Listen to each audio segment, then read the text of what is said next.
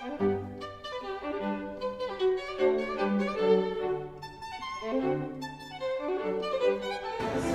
everyone, I'm Michelle Schumann. I'm here with Festival Focus. I'm here with the great Peter Bay. I'm here with the great Michelle Schumann.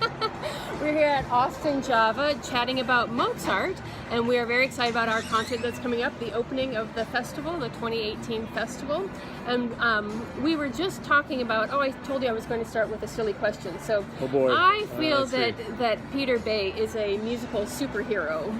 And I wanted to know, Peter, silly. what do you, yes, that's silly. What is your secret superpower as a musician? Like, what do you think is the thing that sets you apart from other conductors, other musicians? Oh, I don't know It's that there. not no, fair I don't know that. that. I don't know that there is. I just, my superpower is music. I know that sounds very corny, but I live it and think about it every day, even if I'm on vacation. Mm-hmm. There's something that I think about, but that makes me happy. Yeah. I love my work. I'm never bored. Yeah. So maybe lack of boredom is my superpower. Yeah. Well, I think that the fact that you know music about this. is, well, yes, and the fact that it captivates you at all times, I think that is a superpower, because it means that it is always percolating inside of you, whether you're meaning to or not. Sure. What makes your performances so fantastic. Well, and yours too. I mean, music has never let me down. Let's say that. Yeah. And if it has, then I just don't listen to it. Yeah. I don't listen to that piece ever again. Or music song doesn't let us down, just ourselves. That's exactly. Yeah, that's right. It's not the fault of the music. So we were just talking about Mozart together, and this wonderful Mozart piano concerto in C major that is actually not performed very often. There's other C major that are much more famous than this one, but it has a real charm to it. It does. Yeah. And it's unusual in ways, and I think it could very well be that the reason it's not played very often is that it doesn't end with a bang. Right. It ends in a very surprising way. Sort of whispers away, but I like these endings sometimes because they sort of like just fade away, and oftentimes instead of having this enraptured applause, you get people giggling, which I kind of think is a really thing, like just like, oh, like how charming, or you just get these sort of sighs from an audience being like, oh. I think what we ought to do is when the concerto is ending and it just sort of fades out, that we should just freeze for about 10 or 15 seconds. Like, what's happening? Oh, wait a minute, it's over. It's over. Oh, but see, this is the charm of Mozart.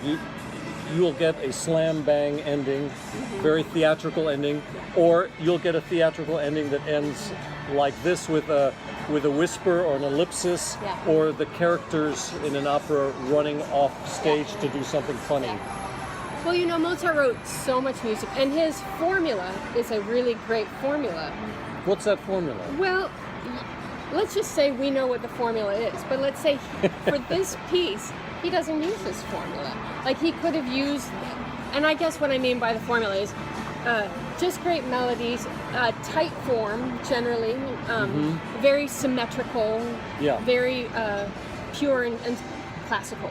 Predictable. Predictable, yes. This is the opposite. It is the opposite, but I think there's a real charm in that, and we were just talking about that. I think that there's a very operatic quality of it. There is. And he allows it to have this kind of life that is a little different than what you might expect. Let's talk about something very basic about the concerto, which is very strange, is that when he wrote the piece, he had it in mind that it could be played by the piano soloist with the usual complement of winds. There's usually two oboes, two bassoons, a couple of horns, a couple of trumpets, and if they're trumpets, there's timpani always, and then the strings, and of course you. But this concerto he wrote with the option of just doing away with all the wind and the brass and the timpani. You could just play it with the strings alone, which to me is a really odd. Yeah. It's an odd concept. Yeah. But for him, it was used as a touring device. It was a practical, right? Yeah. But that the piece can exist and be effective without all of the accoutrements is quite unusual, and it does work. Well, and it brings that chamber music aspect to this, so it gives it a little bit more intimate feel, a little bit more personal feel, and maybe more flexibility, because that's involved with and it then you too. don't have to haul around a bunch of timpani either. Yeah. So you're right. It's a little more. practical. And you know, we never really think about it this way, but one of the great genres of chamber music is the piano quintet. Right.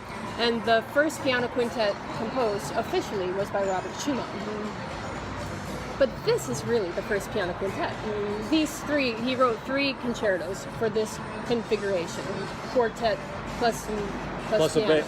Right, that's true. But bass Yeah, was, the bass and the cello, I guess, are Yeah, linked together in your quintet. yeah. Right. So anyway, it's just that, it's that idea that kind of expanded into something much bigger. But doing it the way we're doing it, which is without the winds and brass and timpani, does make it seem much more intimate in a way, because we're concentrating just on the colors that the strings and, of course, that you make, Yeah. and how we all intertwine in the piece. But you were talking about how it's not symmetrical. There are a lot of odd things in the piece where a melody starts not with what sounds like the beginning of a melody, but the melody starts with what sounds like the end of the melody. Yeah. A And then a repeats cadence. and repeats. Yeah. The last movement is in 6/8, which is very common for Mozart. Yeah. 1, 2, 3, 4, 5, 6, 1. It's a little too fast for beating in 6, Right. but there are 5-bar phrases in it rather than 4 and 4 and 4, which is customary for that time. There are 2 interruptions of tempo. Right, because it starts with this very chipper theme, really joyful, something again you would expect from Mozart. And what, a minute and a half into the Stop. it just stops. It stops. And then we have this sad, very Yeah. very sad adagio in a minor key. I Right. think it's fun. No, which It's I just- think underlines your theory beautifully, that he had something operatic yeah, in mind. melodramatic. Yeah. Sure, because that's what would happen in opera. Yeah. You don't just go and go and go. Sometimes the mood changes, or a character shows up that you don't expect, and so the mood changes in the concerto. You are now a different singer. My opera debut. That's right. My Mozart opera debut with Peter Bay. Yes, and you're not done with the first interruption. No. We go back to our happy ways, and then you interrupt the second time with even sadder things, and then the strings start plucking. The strings, sort of a la guitar. But Well- again, it's how it's all put together in this sort of unusual way, and especially the ending. Yeah. We have something fun in store. Indeed. Yeah. Indeed. And that you're playing it is fantastic. Yeah. And this is a cycle, right? We've been doing, yeah, this is our, I guess, 3rd year of Your doing. third. I missed last you year, missed last year, sadly, but but you won't miss any more years. I don't think my so. life will be Yeah. centered I around. think we're signing that contract right here, right now. That means right? you've done 3. We have 24 more All right, years of this, because there 24 are more 24 years, you know concertos. what? We've got it in us, right? About that. I'm with you. Very good. Thank you, Michelle. Yes, thank you. We'll see you all in a very short time. Thank you. Bye.